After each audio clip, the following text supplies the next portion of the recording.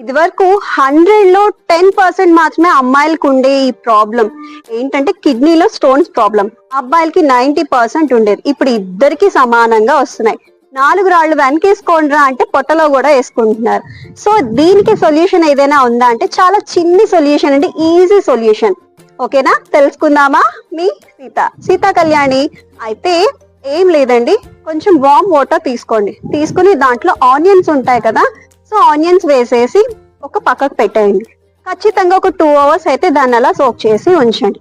తర్వాత ఆ ఆనియన్స్ ని తీసేసి బయటికి తీసేసి ఆ వాటర్ లో హల్దీ ఉంటుంది కదా, అదే పసుపు, సో వేసేసి బాగా మిక్స్ చేయండి. చేసిన తర్వాత ఆ వాటర్ ని డైరెక్ట్ గా తాగేసేయండి.